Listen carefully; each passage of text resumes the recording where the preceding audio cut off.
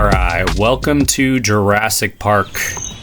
And I call this spot Jurassic Park because there are some Jurassic-sized elk here, as well as whitetail, mule deer. I see cougars, moose, you name it. Just about any animal that exists in North Idaho, you're going to see them here.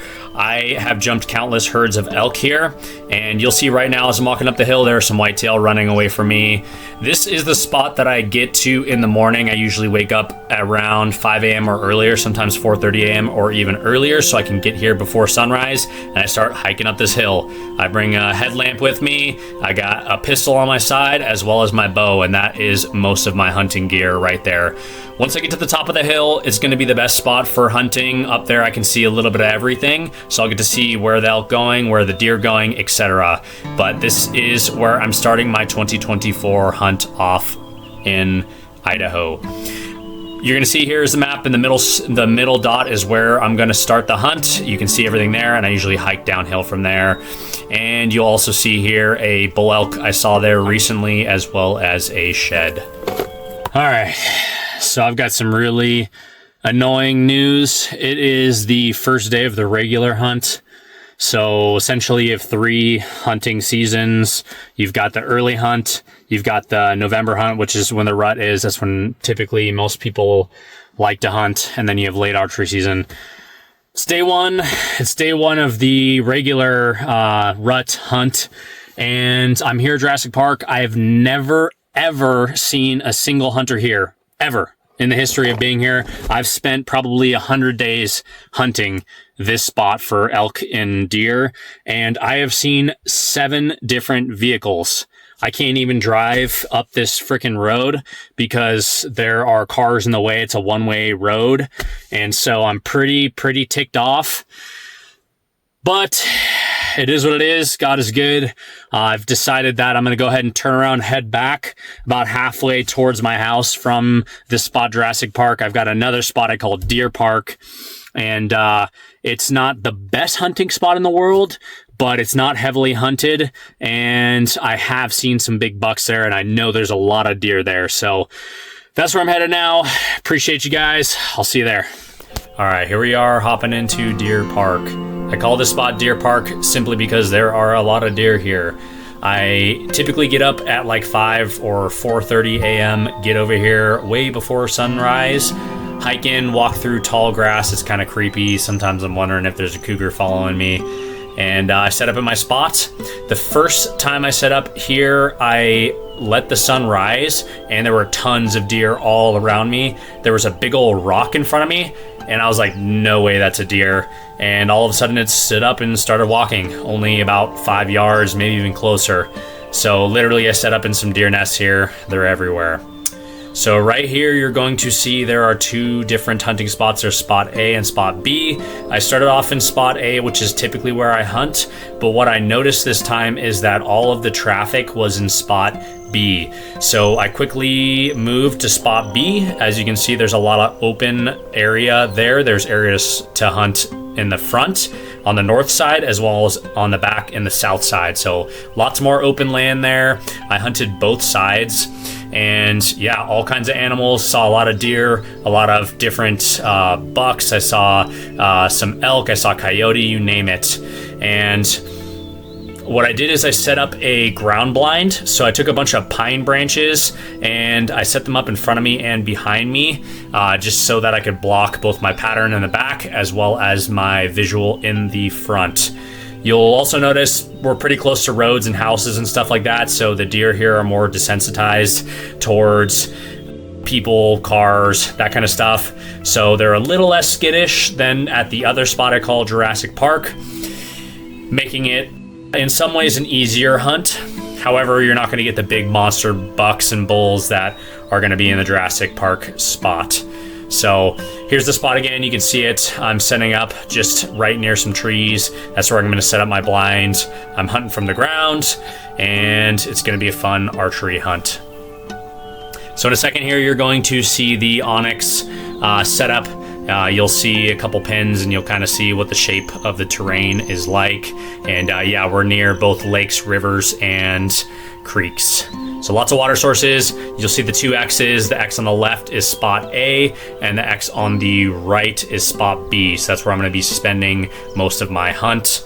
Here's a little bit of the action here. You'll see lots of deer. This is on the north side. So this is the view from the north side. You have deer that can come left, right, and straight in front of me. Here's me up early in the morning.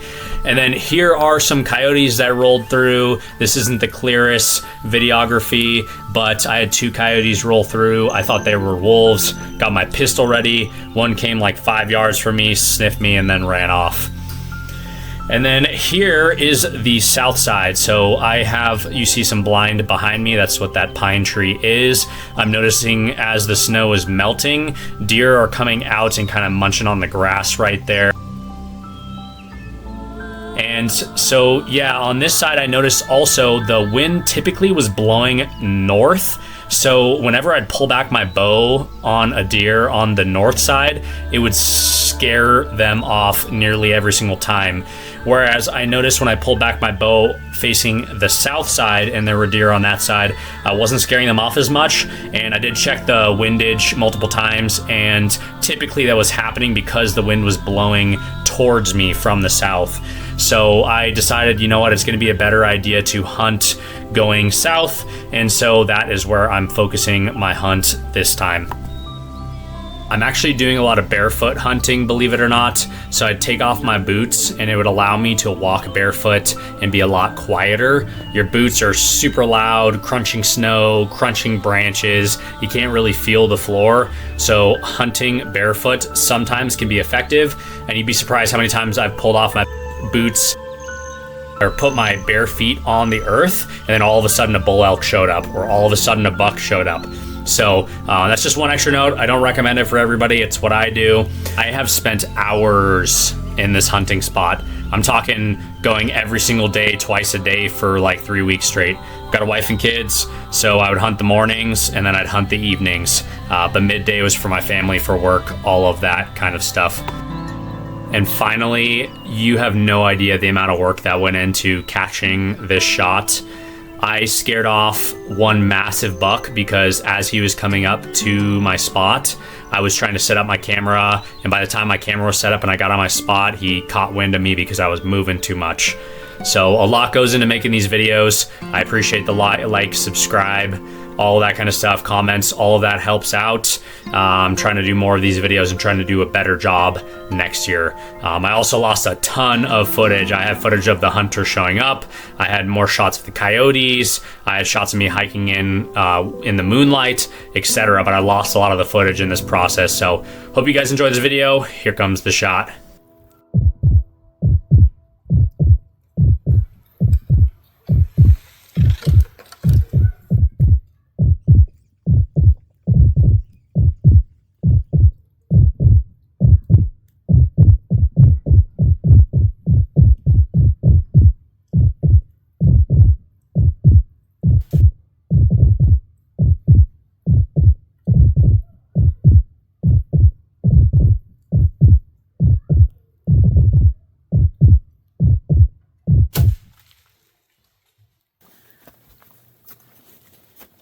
All right, grab my stuff. We're gonna go see if we can find him.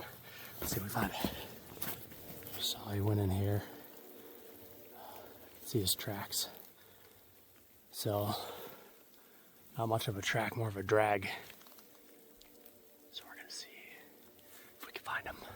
Okay, so I regret to inform you, I was out tracking after I shot the buck, and sunset. Kept looking, it got real dark, the tracks ended, and I had to give up. Came back out today, been looking everywhere, and unfortunately, I found the buck. There he is. So, yep.